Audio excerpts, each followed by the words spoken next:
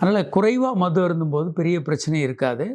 ஒரு கிளர்ச்சி இருக்கலாம், இன்னும் கொஞ்சம் இன்பமாக கூட இருக்கலாம். ஆனால் மது அதிகமாக இருந்தும்போது இது எல்லாமே சிக்கலை கொண்டு வரும். தொடர்ச்சியாக நீண்ட நாட்கள் மது அருந்தும்போது அதுவும் எதிர் விளைவுகளை உண்டு பண்ணும். ஆண்மை குறைவு, ஆண் ஹார்மோன் குறைந்து பெண் ஹார்மோன் அதிகமாகிறது, விந்துப்பையில் சுருங்குவது, வயிறு பெருசாக வீங்கிறது, ஏராளமான பிரச்சனைகளை கொண்டு வரும். அதனால் மது அருந்திட்டு செக்ஸ் பண்ணுறதுன்றதை பொதுவாக தவிர்க்கிறது நல்லது. விந்து லேட்டாக வர்றதுக்காக மது அருந்துறது, அல்லது செக்ஸ் ஆர்வத்திற்காக மது அருந்துறது, அல்லது தூக்கத்திற்காக மது அருந்துறது, இது எல்லாத்தையுமே தவிர்ப்பது நல்லது. பிரச்சனை என்னவோ அதை அட்ரஸ் பண்ணி அதை சரி பண்ணுறது நல்லது. நமக்கு என்ன பிரச்சனைகளோ அதை சரி பண்ணிக்கிறதா நல்லது. அதை என்னன்னு பார்க்காம விந்து சீக்கிரம் வருதுன்னா அதுக்கு தவிர்ப்பதற்கு ஏராளமான சிகிச்சைகள் இருக்குது. செக்ஸ் ஆர்வம் குறைவாக இருக்குன்னா அதை அதிகப்படுத்துறதுக்கு ஏராளமான சிகிச்சை முறைகள் இருக்குது. என்ன காரணம் என்று கண்டறிந்து சரி பண்ண முடியும். அதற்கு பதிலாக மதுவை ஒரு மாற்றாக வைப்பது பிற்காலத்தில் ஆபத்தாக முடிகிறதுக்கு ஏராளமான வாய்ப்புகள் இருக்குது. வணக்கம்.